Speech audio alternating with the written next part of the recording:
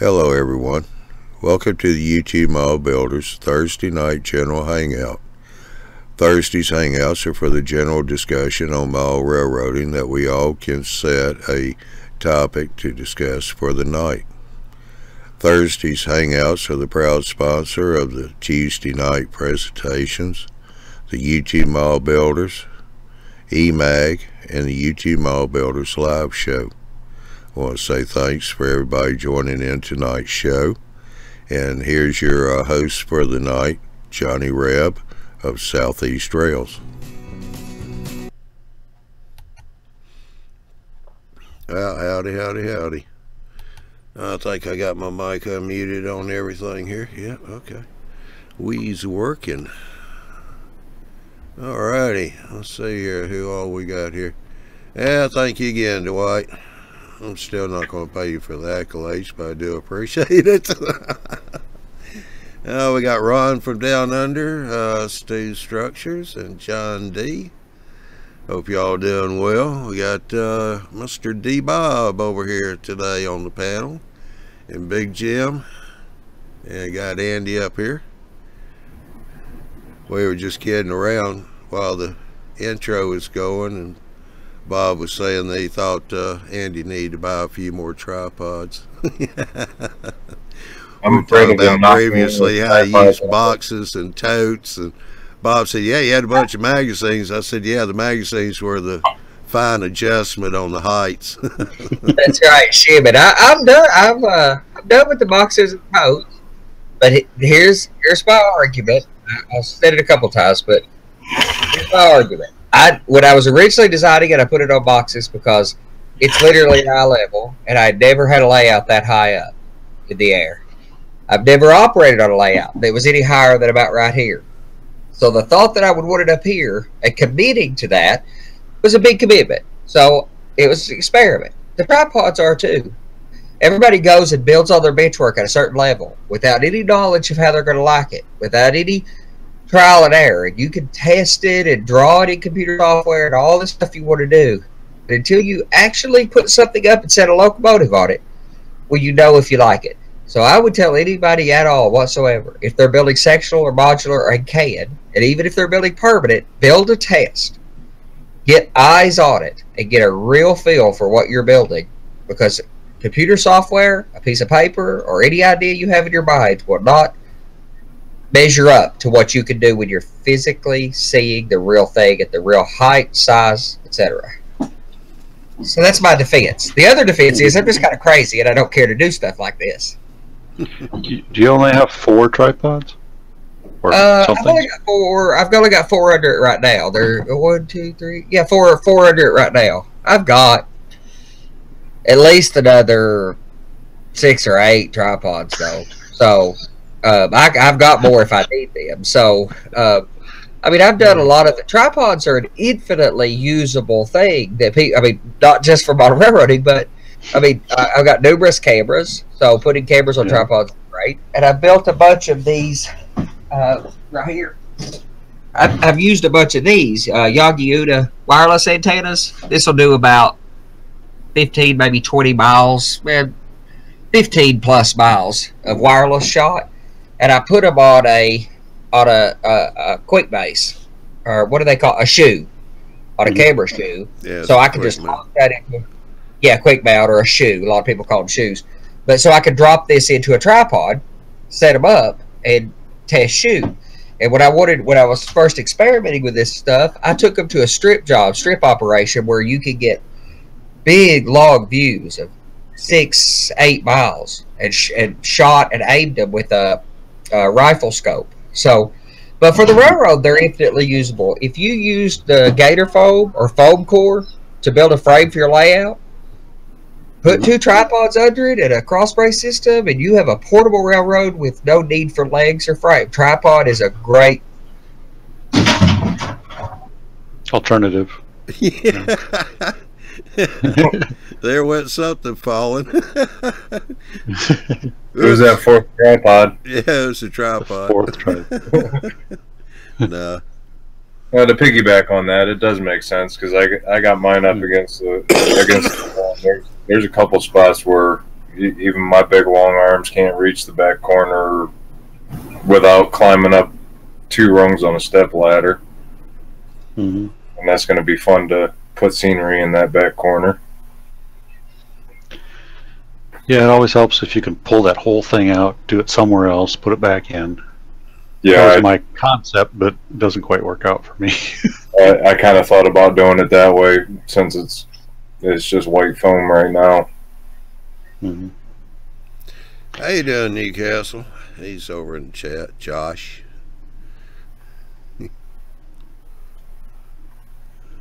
Hey, there's the big guy. My father always told me, never put on the horse. My father always told me, never bet on a horse named Tripod. That's from South Brooklyn Railroad. Big Bill. Yeah, we start to finish coatings just jumped in. Now looks like we might have a new guy, Peter. How you doing?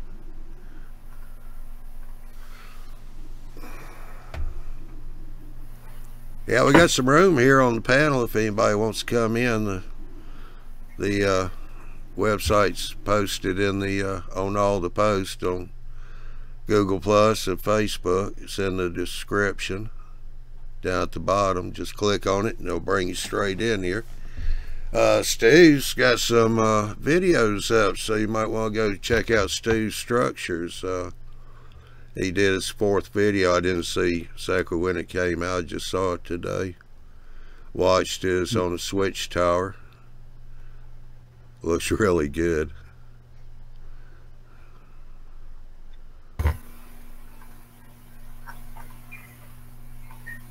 Yeah, Peter said that he likes what we do here, and he's a lifelong HO modeler. Very good, Peter. Hopefully you can post some stuff in G Plus and YouTube or on Facebook. If you got a webcam and you want to, you're welcome to jump in here on the panel. See, we got somebody coming in here now. See if they get fully connected here.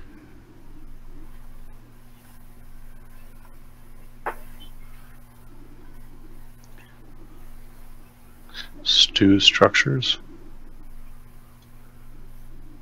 Oh, that's Steve. Okay. He's that guy's camera going yet? Mm-hmm. Yeah, last time he had a little problem trying to get the camera and the microphone to work. Don't know why. He'll get here. Hey, Andrew from Down Under. How you doing? Hadn't seen you in a little while. I was asking Marty about you the other night.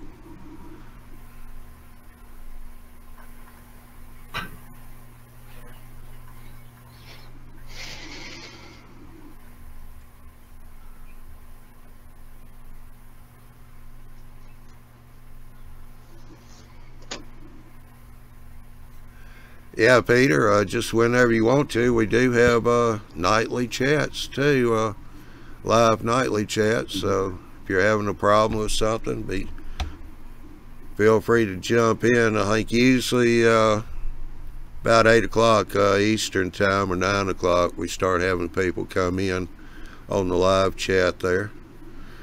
There might be somebody there that can help you, or if you just want to jump in and talk, that's good too. That's going to be appear.in/YouTube Model Builders, all one word, and that'll bring you right in. You'll find it easier. It's free to join. You can sign up for the Appear. You get a free room for yourself. That does make it easier. Then once we you get in, we can show you around, show you what all the features are. We'll have you going as an old pro in a short time. Yeah, it was. I mean, because remember, it took me like 45 minutes to get in the first night. Yeah. Yeah. And now it just links right up. Okay, you're using OBS for this, right? Yeah. Yeah, I tried opening mine the other day and it just failed. I was like, what? Of course, I haven't used it in forever. I think, Windows 10 or some update screwed it up. So I have to probably reinstall it. Don't even bother go back and reload the latest version. Yeah, it's probably what it is. I just don't have something updated or whatever. Well, you really need to go ahead and get the latest version of OBS. Mm-hmm. They made some good changes and fixed quite a few bugs in it too. Yes, Bill, I did say free.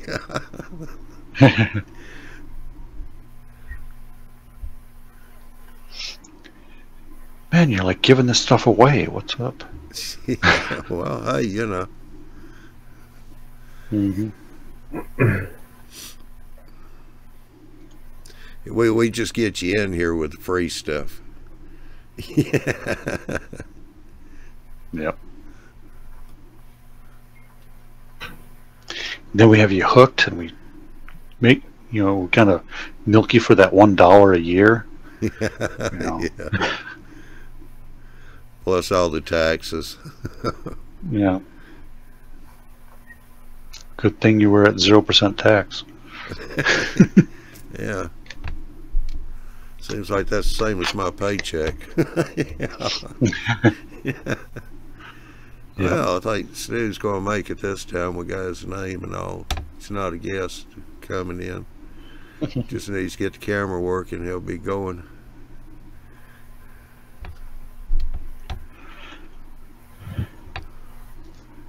Yeah, I mean, we kid around about it costing money. I mean, Ron down under said, then as as soon as you're in, it costs money, LOL. Yeah, it's actually still free. We just kid around about the money part. Mm-hmm. Thanks. Yeah, Bill said my raise is on the way.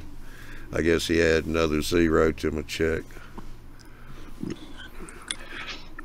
Yeah, right after the first one? Yeah. Yeah.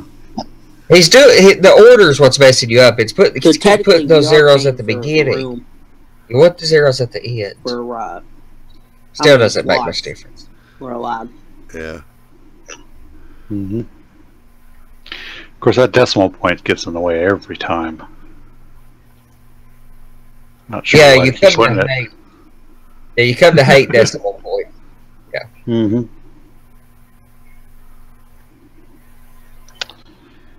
Yep.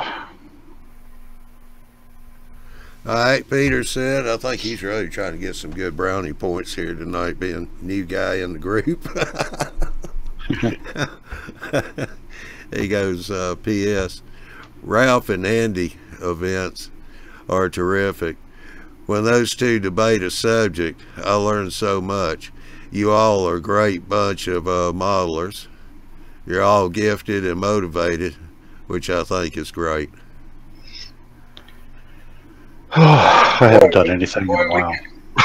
Well, we got him. We got him buffaloed, don't we? Yeah. Yeah, Big Bill said, it's about the love, brother. It's taken me like 3 weeks to get 7 trees done. Don't even chime in there, Andy, because you'll put 8 hours into one. Sometimes it takes me a few days. I have to work on several at a time to make it make sense of the really good ones. But only difference in the expert and the beginner, especially in this hobby, is how many times you have screwed it up. That's it. Only defining difference. Yeah, Ron Strange the things. He said, hey. Well, hello, Ron. Hey, Ron. Oh, Andrew said he can't join the panel. He's got his 3D printer running and it screws up his computer. Mm. Well, we're in 4D, so it wouldn't be incompatible anyway.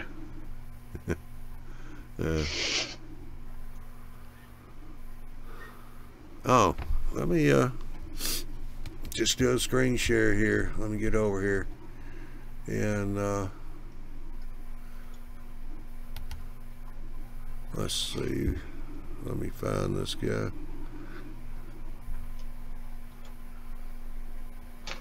Where'd he go? Stu's given up.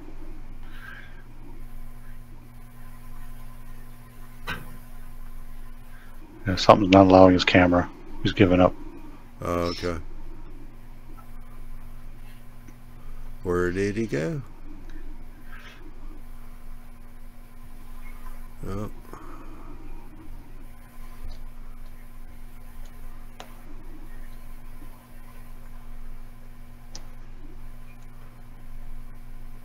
Yeah, Ron Perry's putting up some videos here.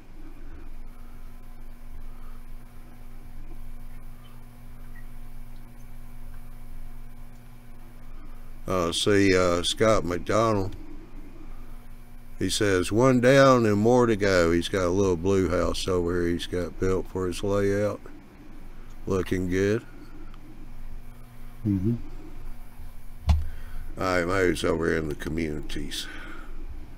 Let's go over to YouTube, Mall Railroaders community. Yeah, let's see. I know I saw it in here. Guy's name's Buddha Pete.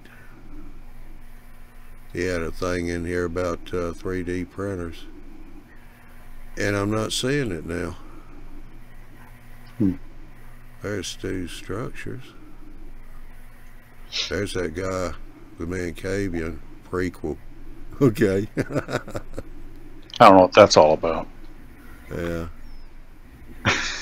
You never know with him. Yeah. He makes it interesting though. Maybe you just have to watch it to find out what it's all about. Oh, I guess. Yeah. That would help, wouldn't it? Mm-hmm. And make sure and hit the like button or the +1 button. Oh, definitely. And leave a comment. Alright, I guess I was imagining stuff because I don't see Buddha's post anymore. It was about 3D printers. Well, here, while we're here, BNSF guy 617, he's getting a little more serious about his train running. He's making waybills. He's kind of customized them a little bit more for his layout. And then CNL lines, which is Curtis, he's built a imagine that laser art shadow box and added a little extra detail. Looks like he put some pallets that he built in there and a couple of figures and a ladder.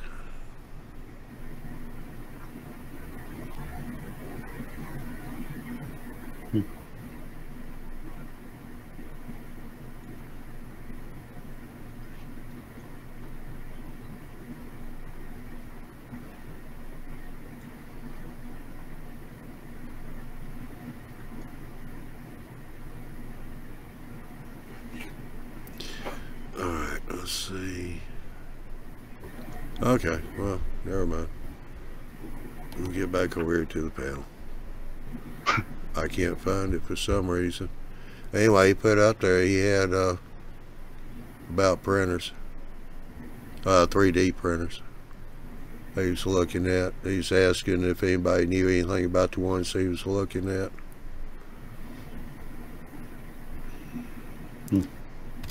Well, the only thing I have to add about 3D printers is I purchased one last spring, and it was giving me hassle, which is not much of a surprise to me. But it was also giving my son hassle.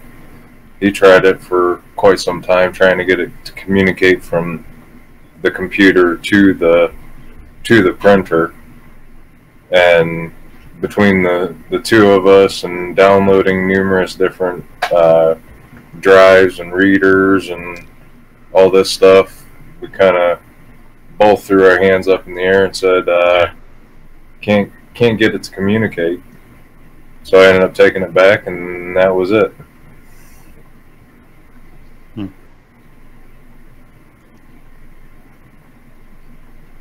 Yeah, 3D printers could be a lot. Could any of those complicated machines? There's so much work to to using those right now, and it's so early in the game that you're kind of taking on an additional hobby to get into it. I bought a CNC router. I haven't done much with it either. I just got a really good deal, so I bought it ahead of what I wanted to. It's similar in nature that you're going to spend a bit of time kind of getting up to speed on it. And I'm still of the opinion that 3D printing is not, and I've talked to Miles about it too, and Miles was in agreement with me too, that 3D printing is not ready for prime time as a modeler at any affordable cost. So if you're dropping six figures, low six figures, the price of an exotic sports car on one, then it's too rough, too coarse a material for the smaller scales. If you're working in G or possibly O scale, then there's some stuff you can do. I would say to anybody that wants to get into 3D printing that you are almost better to start learning how to draw it first in some software, in SketchUp or something like that. Learn how to do that. Submit some of your work to Shapeways and buy some of those products. Buy one of them and learn how to cast, because that's really cheap. You could buy a cast vacuum chamber for $40, or build one cheaper, but for $40, and you could start casting quite cheap. And you could print a rapid prototype or a prototype of what you want, make a mold of it, and cast a few of those, and get started building some parts with very, very little investment of money, let alone very little investment of time to master some odd technologies. All right, Bill has got a new discussion tonight, which is something we never really discussed either, so this may work out pretty good. I'll run that, and then one other person here's got a comment I'll say too. Bill said, let me start a discussion here. What do you okay, I'm gonna have to figure this out to stop this thing from advancing on me. Alright, let me start a discussion here. What do you do to get yourself motivated to work on your layout and keep it interesting? Ron, of course, said that he's waiting on his shed that he wants to build, so for his layout. Dwight said when the temperature is above 0. So anybody want to chime in? How do I get motivated?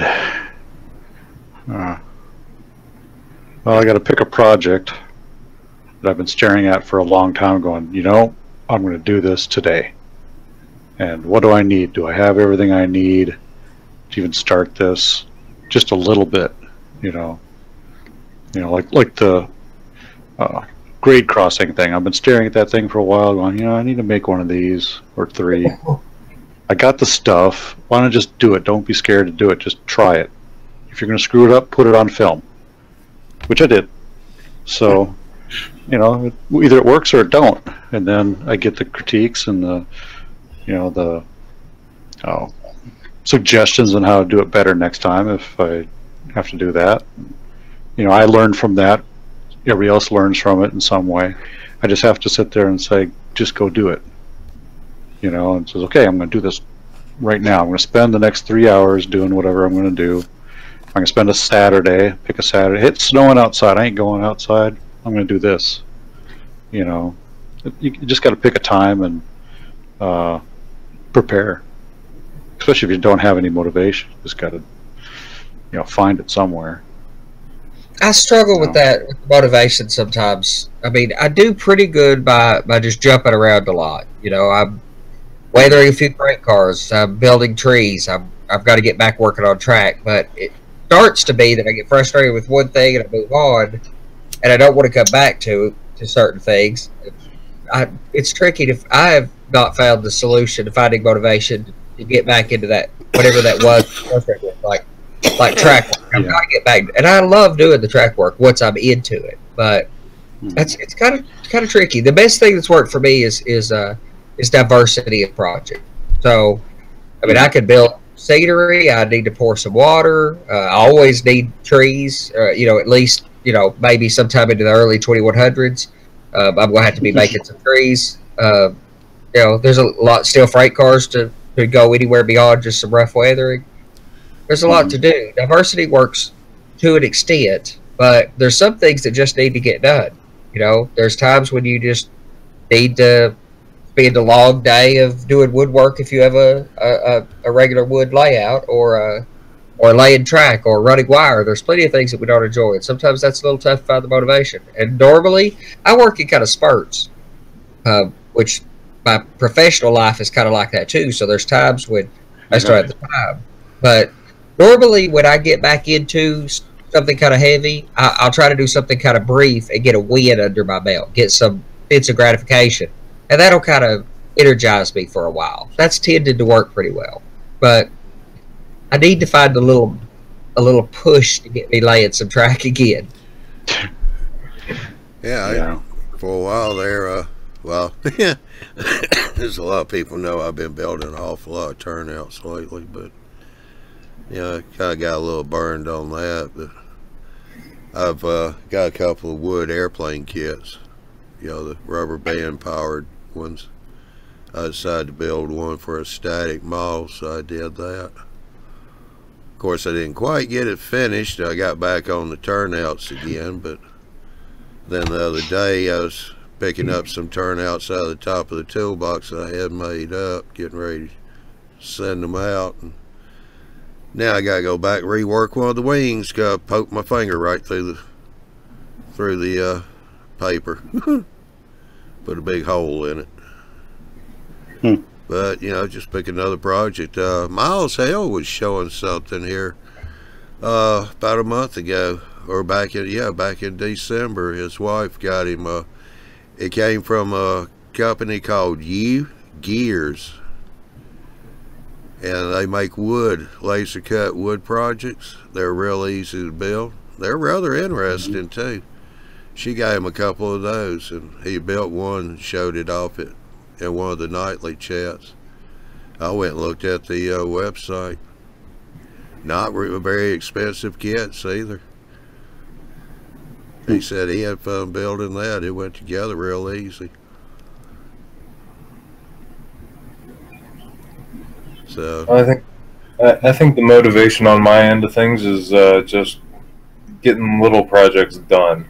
When they, done to the extent of, okay, well, that group of trees is done. I'm going to throw them on the layout and stand back and take a look at it. Or if I get that kit built, or that structure put up, and the motivation is just kind of putting my head into it and getting that small task completed. Yeah, I've kind of got to get that with my Helix Mountain sides here that I need to really focus on. I'm afraid to start because I was like, it's such a big piece. Just one side of it. I'm like, okay, I want it to look right. Right now, it's not looking right. I'm like, oh, do I have to start over with this? Do I have to change something here, some color? Do I have to go a whole different direction? I got all these things in my head going, I don't want to do it wrong the first time, and then feel like I got to start all over from scratch. But that's my biggest problem, is I delay starting a project because I'm overthinking it and just don't want to just go and do it, Yeah. And so it's like, well, I should have done this, should have done that. And I just want to get it done. And so maybe I rush it. Then I regret what I did. And it's like, maybe next time. Yeah, we all suffer from some of that too, I'm sure. But yeah, the best thing I tend to do is I almost punish myself. If I ever feel like I'm rushing a project along time-wise, then I force myself to not work on that for a week, because I'm not going to get the results I'm going to be satisfied with, and it's going to be a waste of time. And I'm ever so slightly picky, so I basically punish myself. That's the best. Yeah, slightly. So, and I was listening to actually it was a Rod's video the other day. He was talking about 5 things you need to take into account about modeling. He was talking about time commitment, stuff like that. So, and you've got to decide what kind of modeler you are. This is the big takeaway that I got from his video. That was he put in a way that I'd recommend. You should go watch his video. It's good. But one big takeaway from that is realize what kind of modeler you are. If you're the modeler that needs to have your layout running in 6 months or something approximating completion or finished in a couple years, then you're going to have to make very different decisions about your layout. I'm a very, very patient modeler. I'm not in any hurry to get the layout done, generally speaking. Occasionally, I find myself wanting to push to get to a certain place on the layout, but I care a lot more about what it's like when it gets there than how long it takes me to get there. Well, deadlines kind of push us along to actually get the motivation and the completion of that. Yeah, I do that too. I did that when I wanted to get trains running. They were largely on temporary track. I've got some permanent track, but now I need to get that's what I need to do now is get back to permanent track. So I gotta find that motivation again to start doing that. I want to interrupt here because I got another comment from Bill and Ralph and from Matt here. So let me get these up here where I can read them so they don't scroll. Bill's comment was, how important to you is operation to your layout? Operating a prototypical railroad, is that something you think is part of what you are working in for completing your layout? Ralph, kind of going back to the original discussion, said heated discussion with Andy seems to get him and me going. Yeah, well, they need some motivation.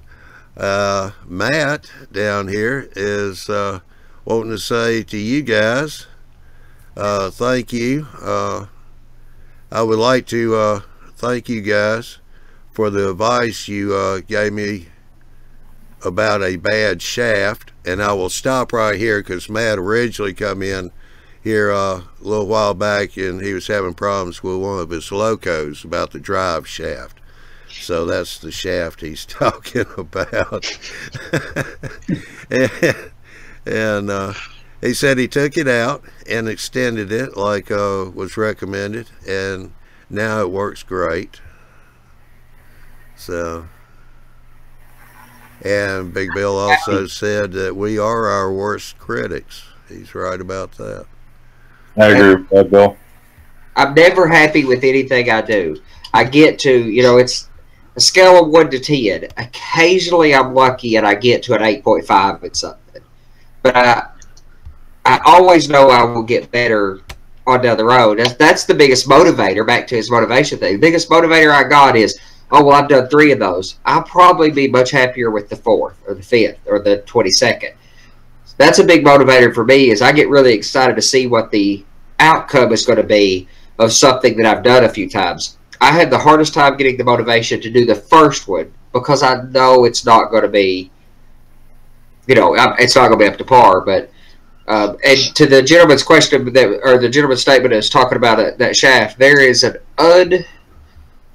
unmeasurable, a priceless value in anything that you're going to do that has expertise associated with it. This hobby, being a doctor, a computer scientist, whatever it is that needs a lot of expertise, the greatest value you can find is a community to support that.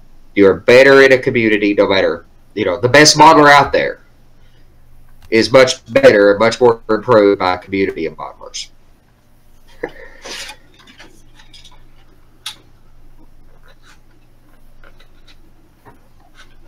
And yes, and Ralph, I greatly enjoy arguing with you. I think arguments are some of the greatest way to get information out there. If people can do it healthily, me and Ralph are, are friends. I'm happy to call him friend. We argue entirely in good faith, and we agree on 99% of things. But the things that we disagree about a little bit, you get the greatest defense of a position by 2 people debating it out, and people listening even get a value in. They get 2 people giving the best argument they can come up with for which side is right, and you can pick somewhere in the middle of it, giving some weight to all those arguments that are put forward. Whereas if you just go ask one guy's advice, he's going to say, yeah, go do it that way. And I did it once and it worked. And that's the end of that statement. But if you'll get two guys who disagree and they can talk for a half hour about something, you'll get a lot more information to make whatever is the best decision for you. To tie it in with the operations argument, that has operation. There's a lot of things in this hobby, like everything else, that there's not a right answer to. There are wrong answers, you know. There are, but there's a whole lot of right ways to do things. You know, even if there are some wrong ways, there's just a whole lot of right ways. And how you choose to build your railroad is up for debate as to what's right. There isn't a right way to build a layout. I wouldn't build a railroad without designing around operations because I've done it. And the people that I see who have operated, have operated layouts anywhere, somebody else's, in a club environment, whatever, all of those guys designed for operation. And this is one of the best measuring sticks I can give you to anything in life. And this is my argument for Apple computers. Ask somebody who used Apple and find an Apple guy who went to Windows. That's rare. Happens, but it's rare. Or go ask Apple people that came from Windows. How many of those went that way? So and that's the same way about modelers. A great number of modelers build numerous layouts that are not operational, not designed for operations. But once they get into operations, they build the rest of their layout, the rest of their life around operations. Yet it's very rare to see somebody, I give you an example, but I can only think of one, but of a guy who had an operational railroad who went back to a circle so he could operate, or not operate, just run trains. It happens, but the vast majority of people who ever start operating, that's how they build their layouts and what they do with their modeling time for the rest of their lives. And you can design for that. You can design for operations. You know, people will tell you that you have to have a point-to-point railroad to operate it. That's strictly not true. You can operate just about any kind of just about. There are some design considerations you should take into account for, but you can design a railroad and entirely enjoy operating it, and it have continuous running capabilities. But if you want to operate, it is a massively easier task to design for that in the beginning.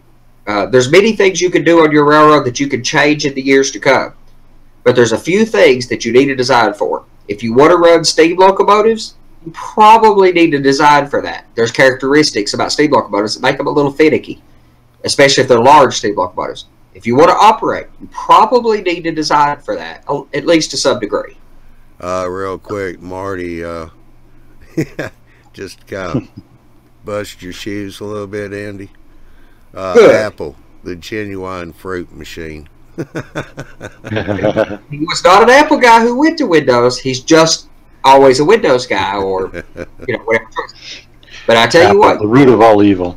You don't find very many people who were once Apple people and ceased to be. Once you go Apple, you pretty much stick with it, pretty much, and that happens. It happens in modeling. That was something I thought would hit home for people, but once you go end scale, you don't go back. That might be a valid argument, because I have seen a lot of people go to end scale, and I can't think. I know several people who went to end scale or continue to be end scale modelers. I don't know a lot of people who decided. Most people who don't want to be end scale modelers haven't done it. They just decide it's not for them without knowing. I have been an end scale modeler. When I was in service, that's all I had room for was end scale layout. So I modeled an end scale. But when I did that in the early 90s, it didn't run so hot. And I've been a steam fan. I rode behind the Class J the first time in a passenger car behind the thing. The first time that I'd ever been up close and personal with a steam locomotive. And I was a modern, actually I think I was modeling the 60s at the time, late 60s. And once I got that up close and personal with a steam locomotive, I've never thought of modeling anything but steam power. It just, fell in love with it. Yeah, it just does something to you. I mean, it's so much about. So many people haven't been up close and personal with a steam engine. They've seen them run on YouTube or they've seen pictures, but up close and personal, they have a personality. They smell, and there's just a lot to it. Steam locomotive just it caught me. Yeah, that's why I like the big boy, 844. You know those. I mean, I've seen them in action, except for the big boy yet. But there's one right there on the bluff. I can go visit at any time. You know, and I've done it many times. You know, saw 844 come into town. Saw it down in Fairbury, Nebraska on a trip. But you know, just seeing it come in is, you know, there's something about it. And that is a incredible specimen of steam locomotives. The 844 is I love a lot of the steam locomotives that are not necessarily the finest works of craftsmanship, but I still like a lot of those. But there's a special place in my heart for the 611, the Class J, for the 844, for, you know, there's a few of those locomotives that were just genuine art. I mean, just spectacular in craftsmanship. They really mastered in the era that they built the 844 and the 611. 611 is one of the last steam locomotives, especially of its class, of its type, to be built. It was built in '49. You know, many of the railroads were dieselized or close to dieselization in '49. In 1949, the Norfolk and Western said, that diesel thing, that's a fad.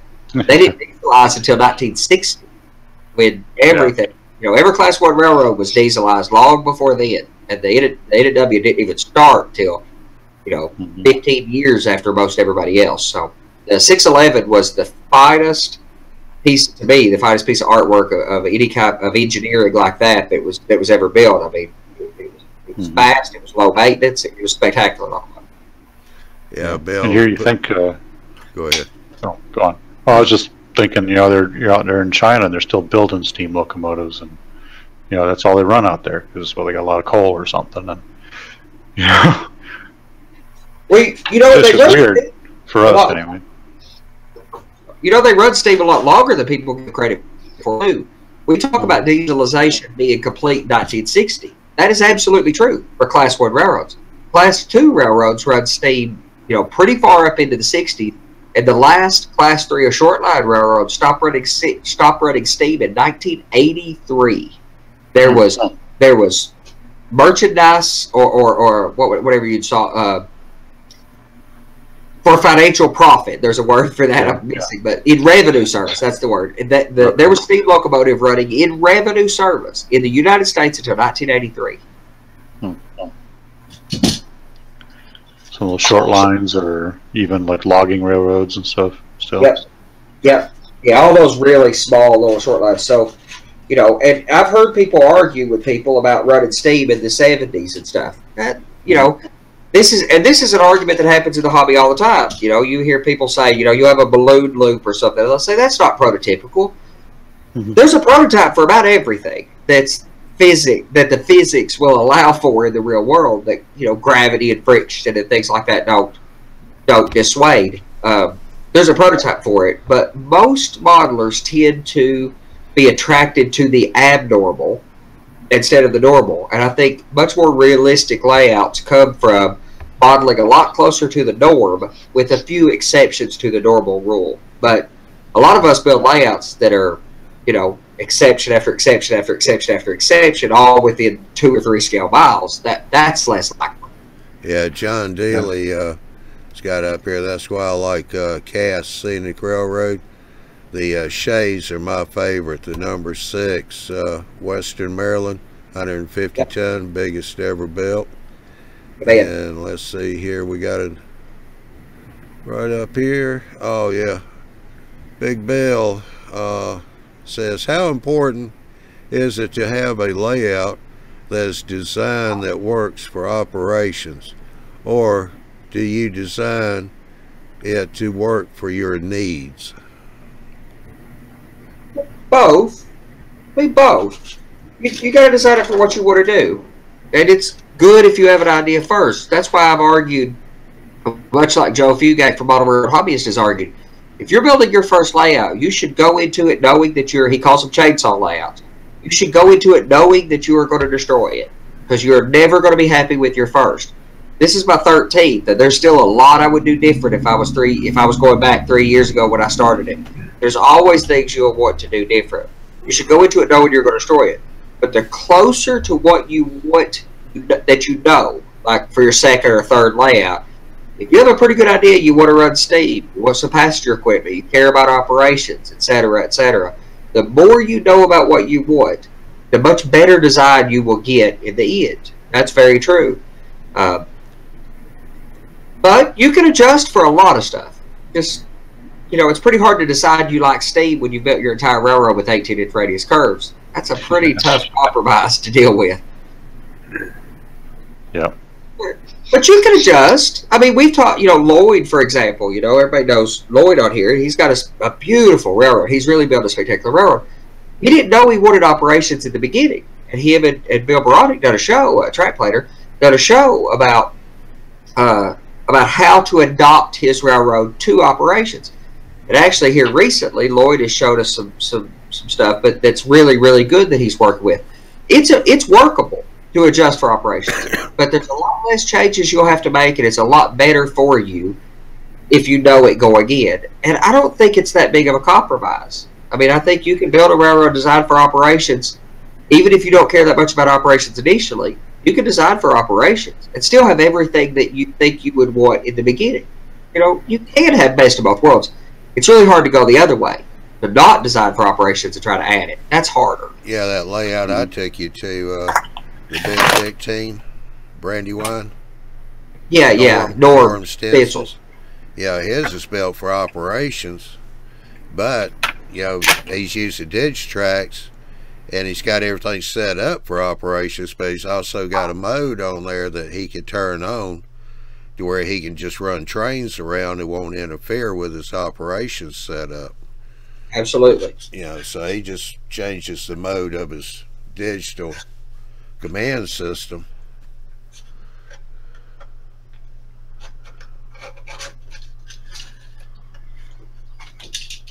But especially using JMRI, because you can design JMRI to entirely automate the operation of your railroad. That gives you a whole lot of both worlds. So if you design for operations, but you don't want to mechanically operate every train or interactively, might be the right way to say it, interactively operate every train, write some schemes in the warrants system of JMRI, and you can have it run a couple trains, have them pass each other, have them operate. That way you can rail fan your own railroad or have quite a bit of operation or quite a few trains running, even on a single track main line when you're the only person there. I'm going to do a lot of that on mine because I don't have anybody around me geographically that will operate my railroad with me right now. So yeah, who was I just had his name and I forgot it. He's got the hobby shop out there in New Mexico. Oh, Mike Pfeiffer.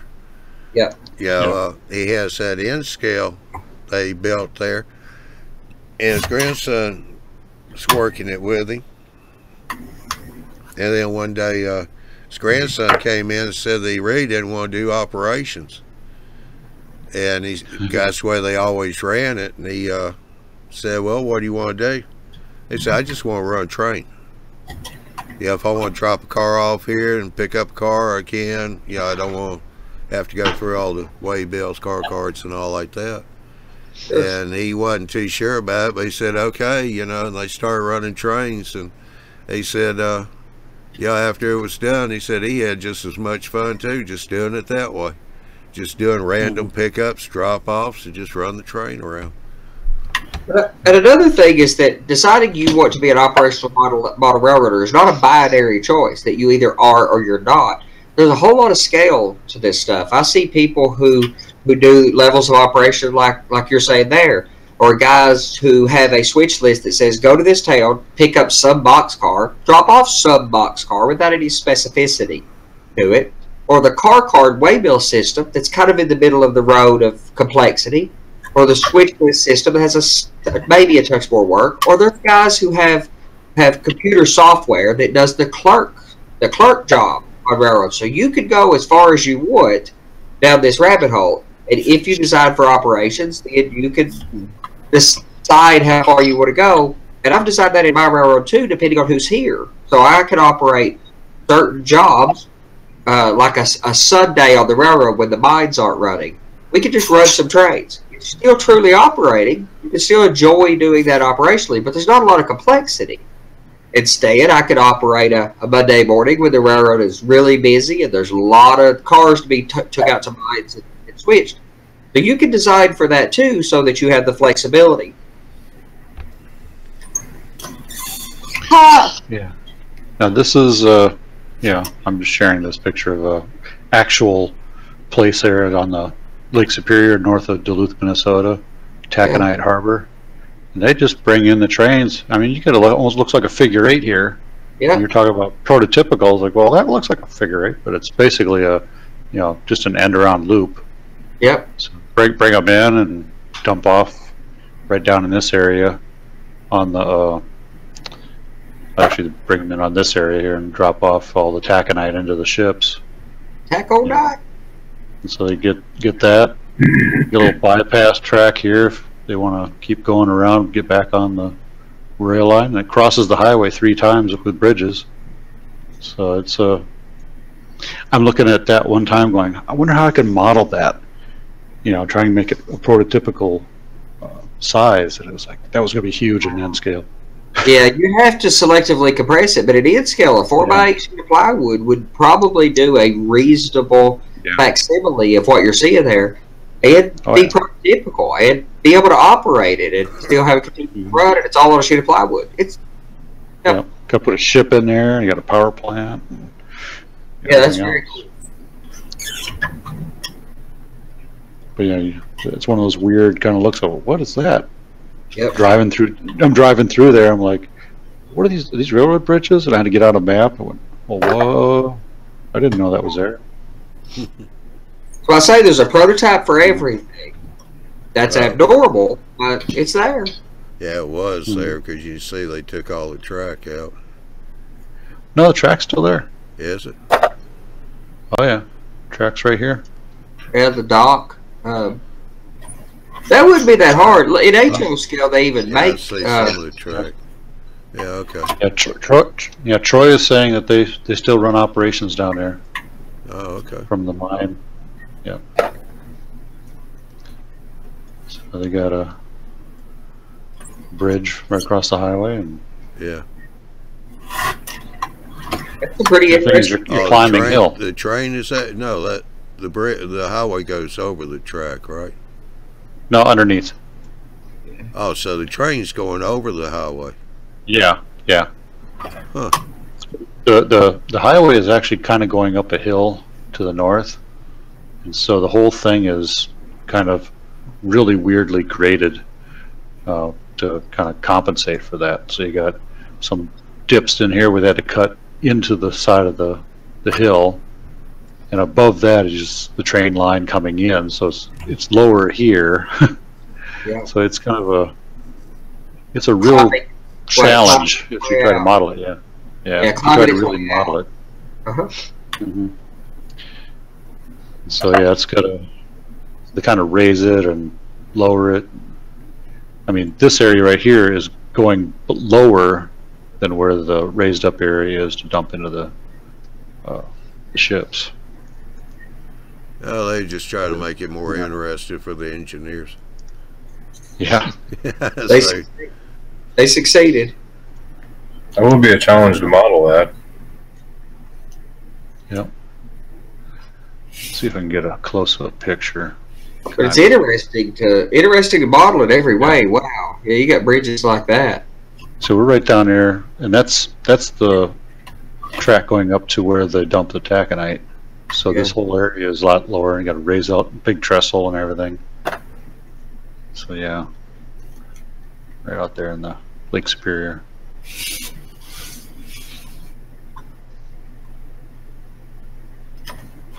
Up, Ralph. Not much. Hey, Ralph. Hey, Ralph. Howdy. That's kind of what it looks like without the ground there. Yeah. There used to be a track in here that went kind of split in there as well, but I think that one kind of got taken out about right in there. Everything over there. Still operational.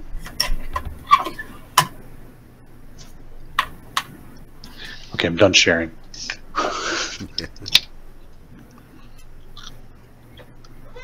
Yeah, Ron's train thing said that he could build that on a hollow core door. Mm-hmm. That's what my Edscale railroad was on when I was in service. The last railroad that I ever built. And that's what I thought I was going to do building this railroad. I was designing it around fitting on hollow core doors. But I mean, you can make it. It's just I'm looking at my space in my layout room. I don't have it. Like, wow, that's going to have to be for a different part downstairs if I make another layout down there or something. That may never get done. And we always got 1,000 projects in the back of my mind. I've got I got an O-scale project that I want to do with some narrow gauge stuff. There's 1,000 things. It's great big, but you got to build something. If I make another layout, it's going to be a point-to-point kind of thing, more realistic operation kind of thing, and this would be like, I'd have to pick some sort of operation, mining, logging, ethanol delivery, coal, something. Yeah. In city industry or Sure. whatever. But I could have something to start at and something to end at. Yeah, I mean, mine is a point-to-point, but it will have loops on both sides. So, I mean, it was originally designed that it wouldn't even have the loops, but I have decided I can loop, so I'm gonna put loops in. They're not easy to put in, but I'm gonna, have that ability to run some trains like that. But if I've had a lot of loop layouts, a lot of them. But personally, if I had a choice, point-to-point or loop, one or the other, it's point. I mean, that's my highest priority. Yeah. But it's nice to be able to do continuous running too. So if it's at all possible, you should. Mm-hmm. Like in Bill's, in Big Bill's case with his layout, making continuous running would have had to be compromised to make that work. If I was in the same space as his, I would have built a point-to-point railroad too. You get the most operational interest and value. And I'll tell you, the quickest way to get bored in the hobby is build you a loop of track and watch your train go around and around. You'll get about 10 or 15 minutes, maybe you're quite patient, you get a few days worth of enjoyment out of the train running around in a circle. I think it's pretty old pretty quick. Yeah. I mean, just going around mine from start to finish, the video I did with my layout, that was a 19-minute video, and I actually cut pieces out. Huh. It was like, okay, I can't videotape that area, so some of it just didn't get in there. Yeah, Bill's layout originally, when he was working with the track planner, he was talking to him about a continuous run. But then Bill was talking with him, and Big Bill saw what he was talking about, and he decided, point to point would be better.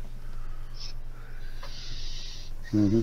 You need a specific arrangement in your space to make continuous running not be a compromise, generally speaking. It has to compromise in one way or another. For example, like Big Bill's layout is what John Armstrong, famous track planner for all the years I was coming up in the hobby, he always said was a sincere design. The train goes through the scene one time.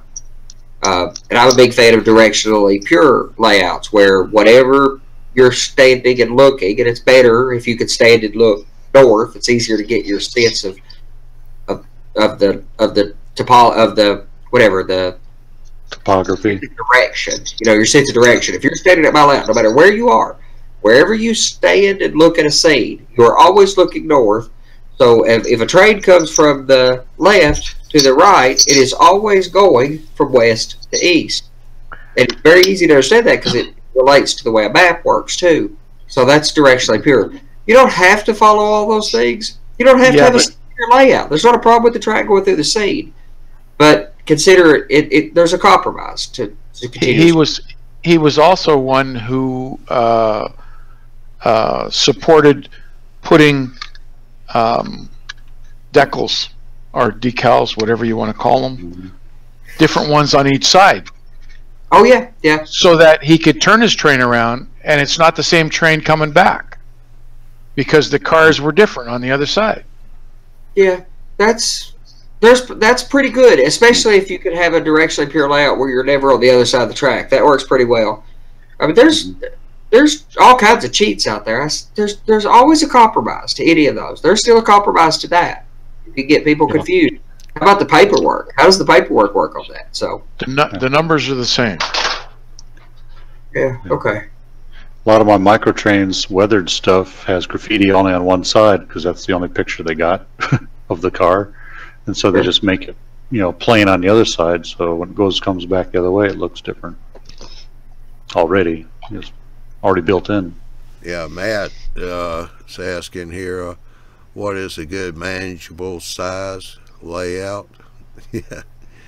It's too variable to say. It's has a lot to do with how much free time you have, how well you're built, its skills. How big is your room? Yeah, how big your house is.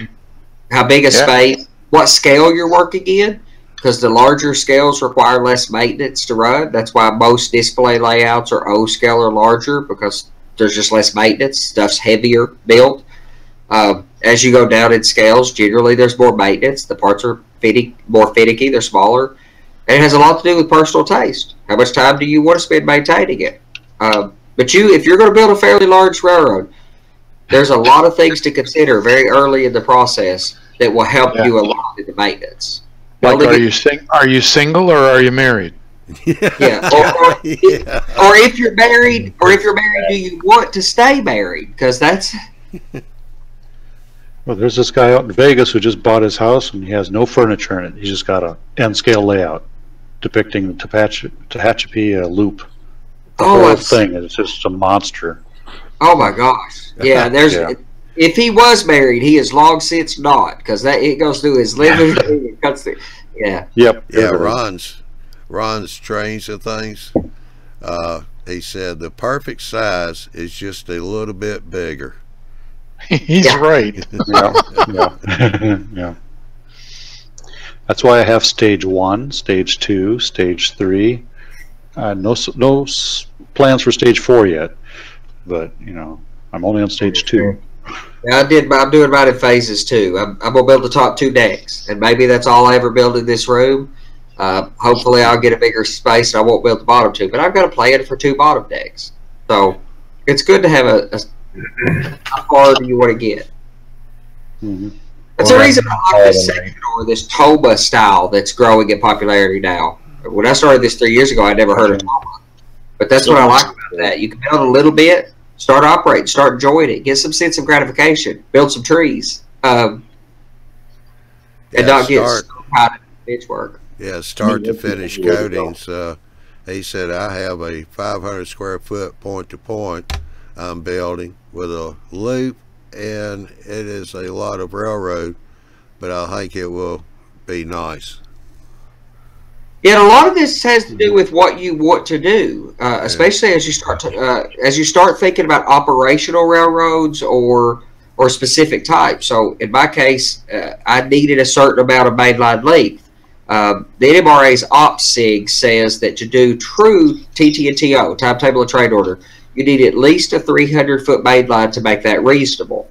Little better is, of course, better. But you need at least 300 foot. It's not a measure of distance or space that matters, though. It's a measure of time. You need time for the operators to get themselves into trouble to have to solve it, or time for the trains to be able to space themselves out. Whereas if you had a main line, you couldn't do it.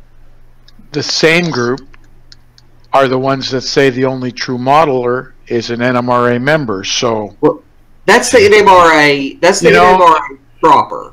Yeah. Well. Not. I was at John's. Yeah, I was at John's layout this week, and the track planner designed it. It's a continuous run. That's what he wants, and of course he's special needs, so he's got a few things he wanted in there, and there's a lot I got to leave out because he's just not going to be able to handle it. But his room that he's in is upstairs in the house, up in the attic area, but he's got a 10 by 31 foot room. Oh wow! I wish. His layout, Yes. yeah, his layout is 26 feet for the main part of the layout. The full length of it's 26 feet down one wall.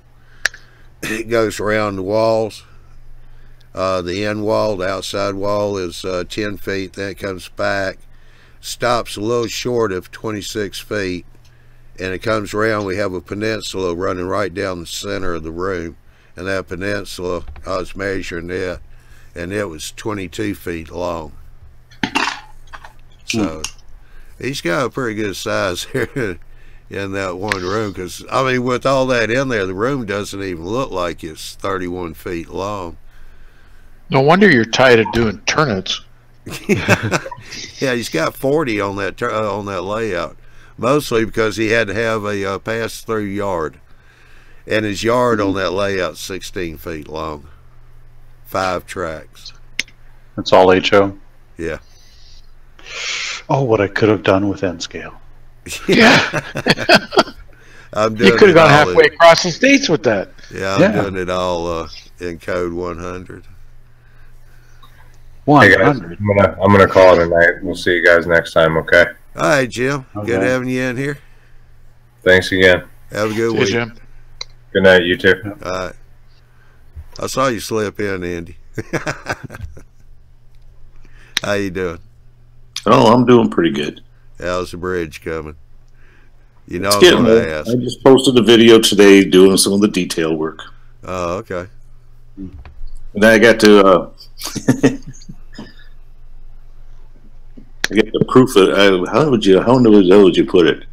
I got to proof it. my niece's 3-year-old son over here today. Want to go see Andy's trains? Can I go see his trains? I want to see his trains. And yeah, he was climbing up the slope either end. Oh wow! But it's built. It's built strong. But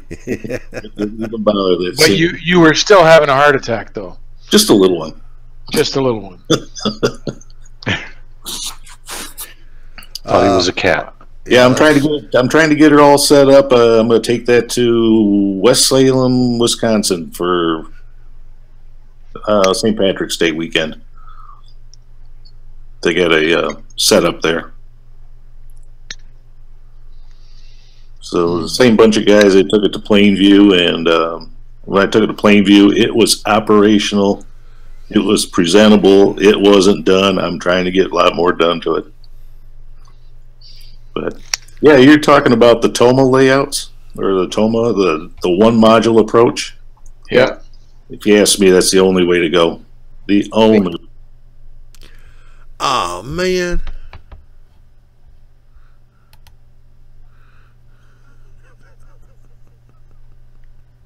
You got to understand part of where, from what I used to do for a living, and the reason I look at the TOMA is I spent better part of 15 years building auto show displays, and if you ever seen the size of those things, they're monstrous, especially coming from the Detroit area.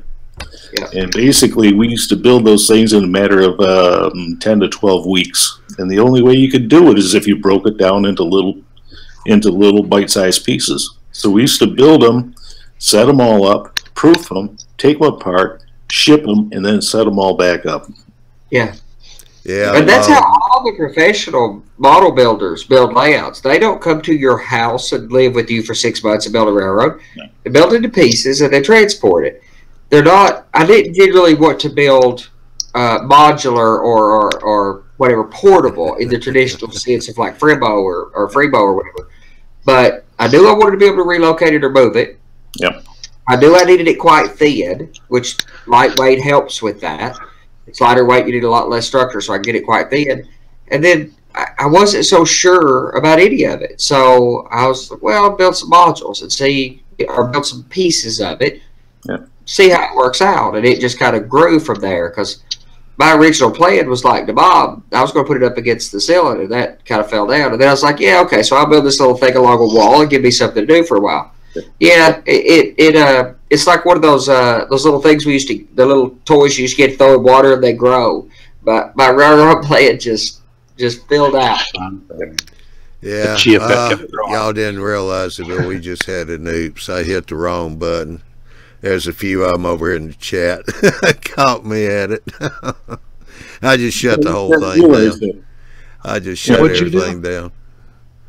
You shut down the broadcast? Pretty much. I shut down the pier. The broadcast kept going, but everybody's seeing the blue screen. But anyway, let's get back over here for a second to the chat. I got a few people over here I want to... Yeah. All right, this one I want to get back to. Matt, I see your question, but this can turn into a lengthy thing, but we will keep it short, but I'll get right back to it. I want to get back down here to something else real quick. Yeah, Big Bill. I actually think that too much layout could burn you out. We always dream of that layout, but when it comes to fruition, the reality of taking care of it is a bit overwhelming. Yeah, you're right about that, Bill. That's for Big sure. railroad is a job. It's a job.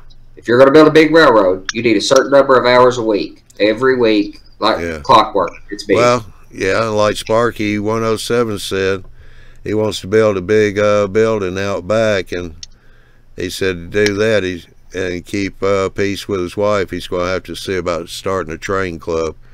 Because the bigger it is, the more people you're going to need to help you maintain it and run it and everything else. All right, get back to Matt here. We'll spend a few minutes on this. He said, what is a good starter DCC system for a beginner who has only been running DC? Have heard bad things about Digitrax, so while I've got the mic before everybody else chimes in, I tell you right now, Matt, there's not really any bad things about Digitrax. It depends on who's running what in your area. Like Sparky, I think it was said, or one of the guys down here, go to your local hobby shop, see what it is they're selling the most of, who's buying the most. NCE's got a great system. ESU's got a new system coming out that looks really good. Digitrax has got a great system too. I can tell you for a fact, Digitrax is the only one that's really plug and play, a true plug and play system. And it's backward compatible. None of these other systems are backward compatible. So if you have some old hardware, it still works with the new stuff. But NCE does a lot of that too, and most people do. I would say it's pretty finicky on NEC. We've had people come in the store over, and it's been a real headache trying to get that older stuff work. Sure. I would say DCC has been around for 20 years or so. At this point, it's really, really mature. So any of the major players that are out there, even the easy DCC system that from CVP Products, that's a great.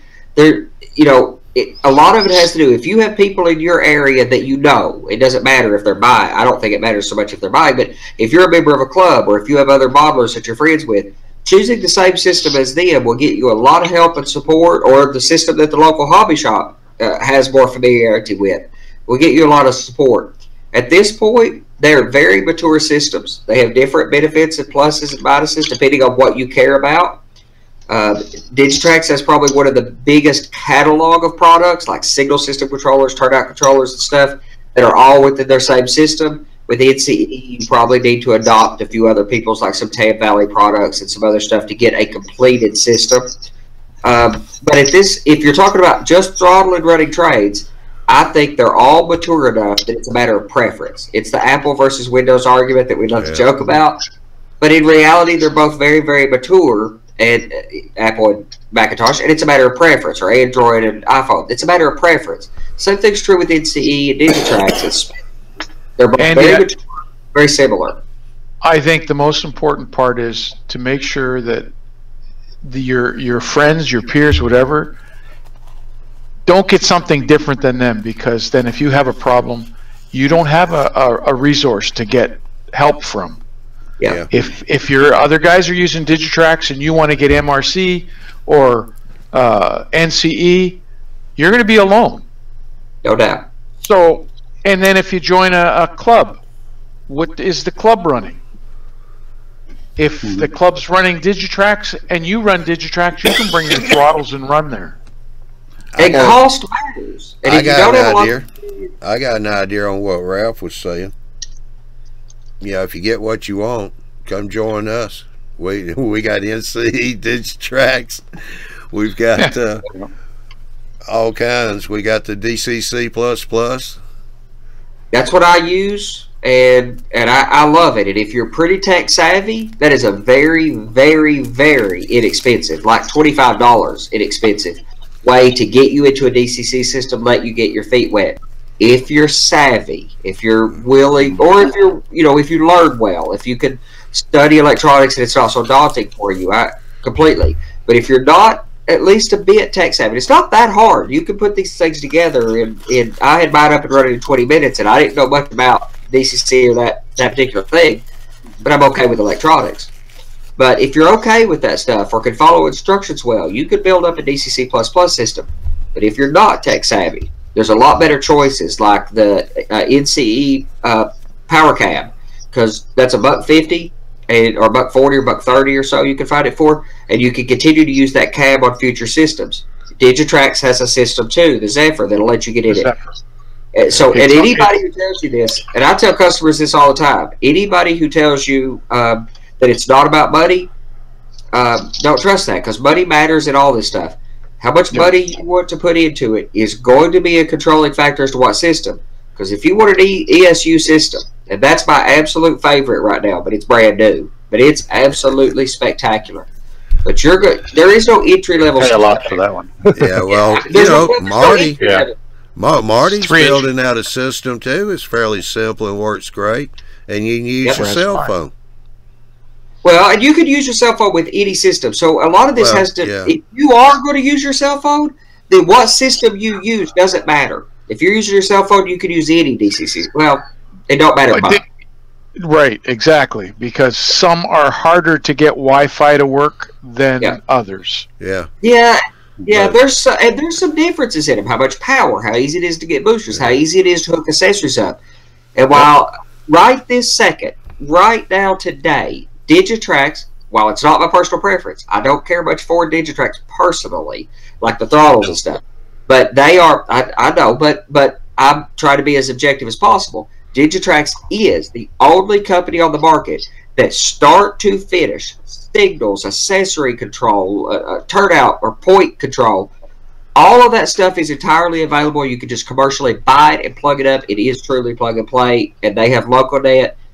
It is ahead of the curve in that way. Now, you can make any of the other systems do the same thing, but there's a curve. Big Bill up here is kind of stirring the pot a little bit. Of course. He goes, you mean those two hamsters I have running the to power my layout is not DCC? And then he says, the man on the corner told me they would work real good. Boy, oh boy. Depends on what you feed them, Bill. And Sparky says NCE has all that too, and they do. And NCE is of the Digitrax NCE argument, I massively prefer NCE because of the way it works, the usability. It's easier to use. I know people will argue with this, but NCE has a long-standing reputation for ease of use, ease of setup, ease of whatever. If you're not very tech savvy, NCE is very, very accommodating.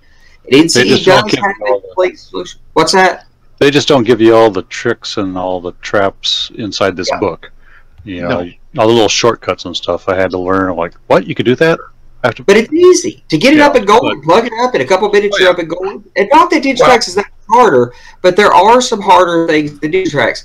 And NCE, Sparky, I agree. NCE does have it, but they just do not have a system as well refined as LocoNet. LocoNet and LCC's out there. There's all kinds of future in the hobby for this stuff getting better. But right now, today, if you're not that tech savvy and you just want to buy it all, Digitrax is the only people that have a complete catalog with a protocol like LocoNet that just works. But I'm a Digitrax guy, but I have to say NCE has better customer service. Yeah, they're very Digitrax has a no worry guarantee. You could burn something out, send it back to them. They'll Either replace it or fix it. No questions asked. Yeah.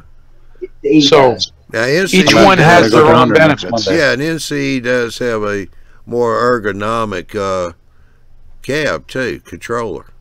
You know, it's easier to operate one-handed.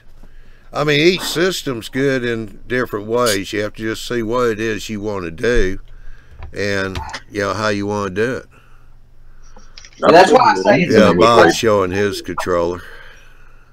Yeah, that's why I say at this point with the maturity of the systems, for locomotion control, it has to be that it's just a matter of preference. They are effectively equal as a matter of preference. ESU, for example, has all the turnout control and all that stuff. All this stuff is available with any of the major players. Preference matters. Yeah, what your friends are matters. Yeah, also Marty said, I mean, Marty's building these things. Yeah, he said the Sprague system is no setup, just plug and start your mobile phone. Don't even need a mouse or keyboard. You know, it's all built into one unit there. So yeah, you want something sweet, simple and quick. Yeah, you can do something like what Marty's doing. Yeah, Sparky though. Sparky said you've got MRC too, and I'll open this up to allow people to disagree with me because I love it when people disagree. No, you don't. I cannot. Oh, I do. I love criticism and I love an argument. But actually, you're arguing with me over arguing, so this is ridiculous. Yeah. Okay, that's what's on here. I also have our MRC, and until just recently, they were very what did they call it? Proprietary. Proprietary. Yeah. They did not allow the Wi-Fi or your cell phones or connecting it to JMRI. Yeah. But they're finally starting to come around. Sounds like the old Sony Betamax over VHS. Yeah. But a lot of these things say company matters. You know, people tell me all the time. I started arguing against Dell computers years ago, quite a few years ago, and I used to sell a lot of Dell, and I used to argue about it. People say, well, I don't care if the company's successful or not. You're going to care when you want them to do warranty replacement in a year or 2 years or 3 years. The company's process, how the company thinks about their product and their customer matters.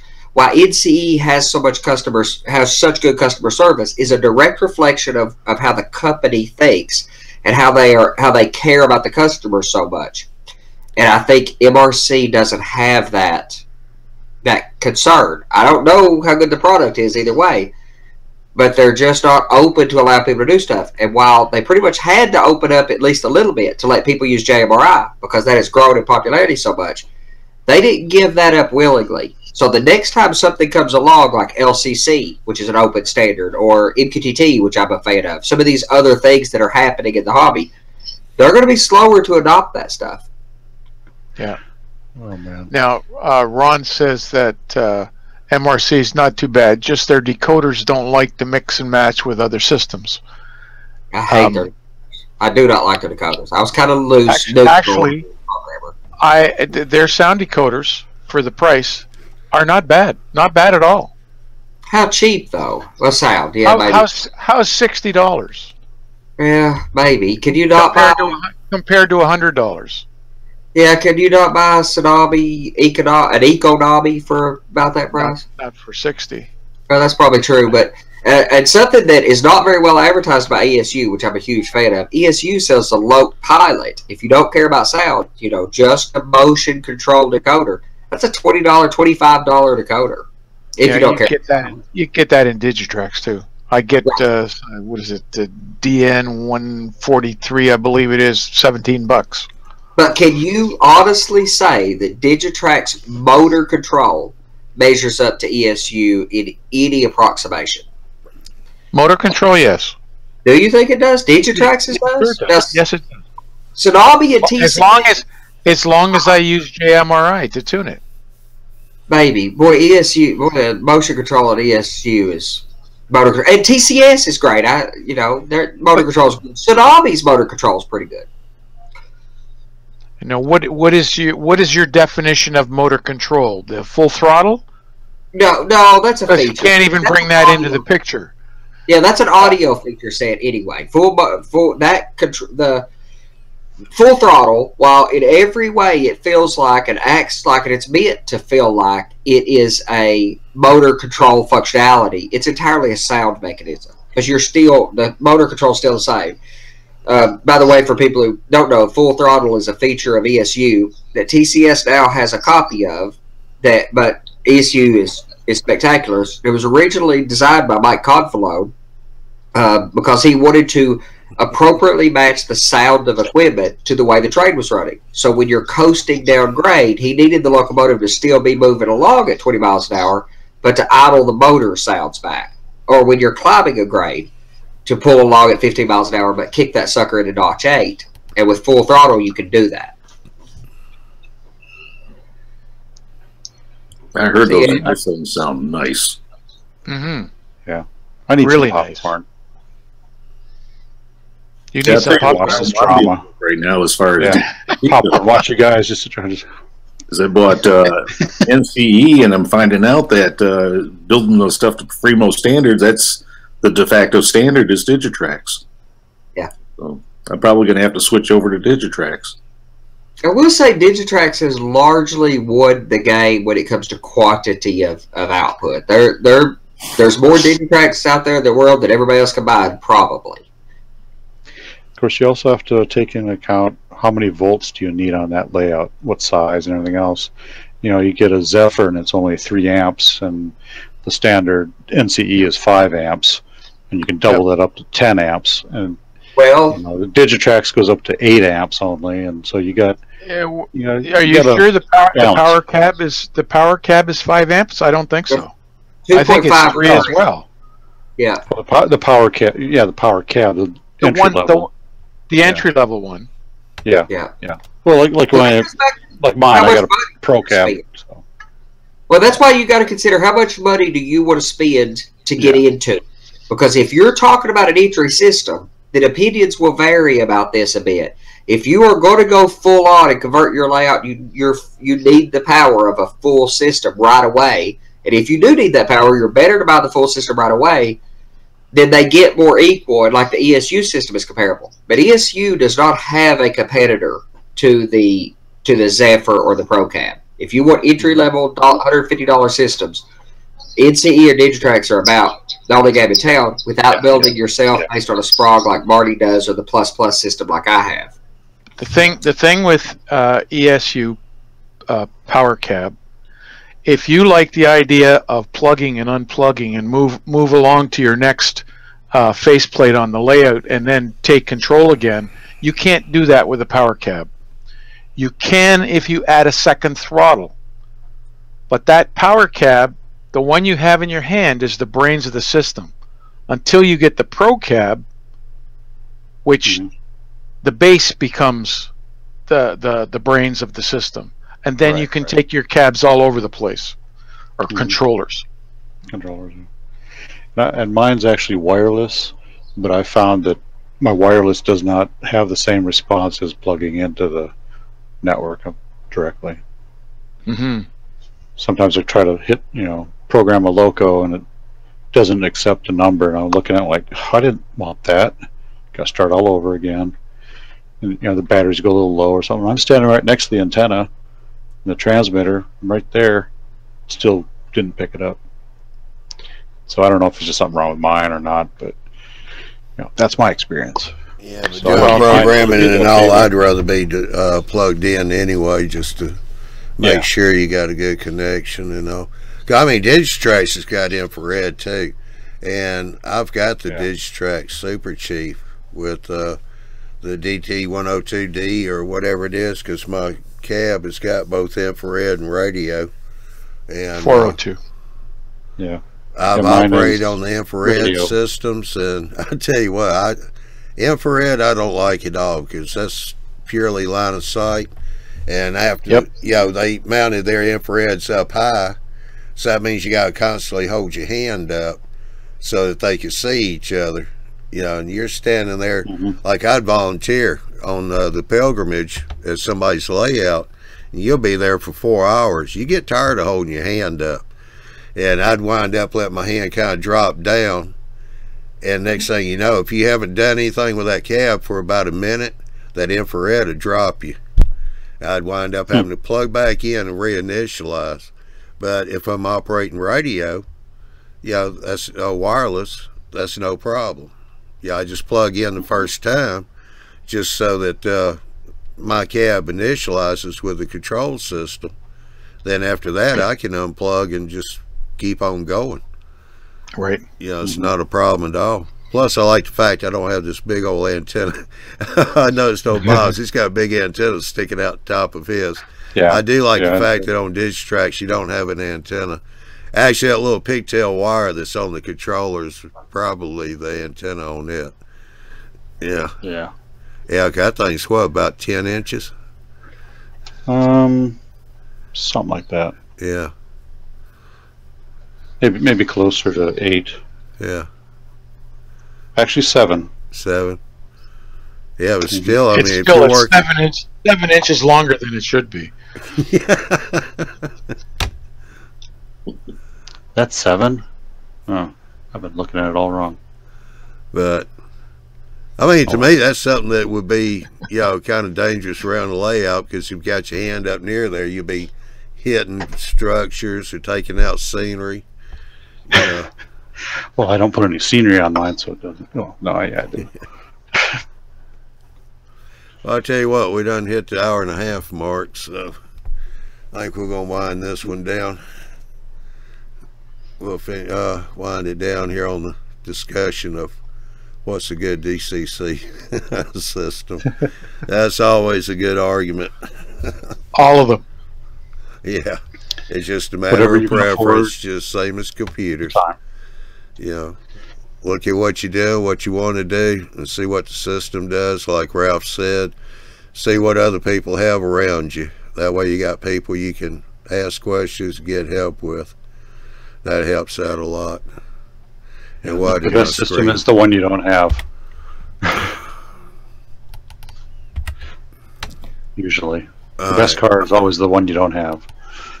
Why did my screen just go white? I don't know. And I can't get it to stop. Get it out. Didn't turn blue though. It says YouTube model builders at the top, but just white screen. They got a fix for that. Huh? They got a fix for that. Oh, yeah, it's just blank Chrome. No, it's Chrome. They threw up the blank screen. It's Chrome. I got it back now. God, was on full screen. I thought it was snowing. That's what I thought. It's snowing here. You gotta like Chrome for doing stuff, crap like that. Alrighty, well, let's go ahead and wind this one up and put it in the can before Chrome decides to throw up another white screen on me. Alright, go to YouTubeModelBuilders.com. There you can find the schedules for the Tuesday and Wednesday night shows. Those are at 8 o'clock Central, 9 o'clock Eastern Time. The Thursday Johnny Mall Train Talk show is at 9 o'clock Central, 10 o'clock Eastern Time. And also click on the eMag, sign up for a notification when it comes out. Just let everybody know that you can go to YouTube and go to YouTube Mall Builders. We do have playlist for all our shows that we do. We do record them, so that way if it's a little too late for you, or you're still at work or work at night, you can go back and watch the shows. And we also want everybody's comments on future shows too. What do you want to see? What do you want to see us do? So let us know. Put them in the comments. You can send us emails. We got a contact list there on YouTubeModelBuilders.com. You can email us. Let us know what kind of shows you would like to see. Because we all the time looking for ideas. So with that said, let's see, when's the next show we got coming up? February 13th, next Tuesday. That's Andy's show with our man Ralph here and Mr. Miles. They'll be I've heard of that guy. Be in Tuesday night. What was it? You going to do a little scenery this time, wasn't it, Andy, or something? Yeah, I've been working on a bunch of scenery, so that kind of makes sense to do some more on that. Okay. I've got my structure in a pretty good place too, so we may catch up a little bit on what I've been doing with that. But yeah. Okay. So what's the theme of the show? Is that the fine scale show? Huh? On Tuesday? Is that the fine scale show on Tuesdays or? Yeah. Yeah. Fine Scale Bill Show, February 13th, 8 o'clock Central, 9 o'clock Eastern Time. And like always, it's free. Doesn't cost a thing. All right, y'all have a good weekend. We shall see you next week on February 13th. Have a good one.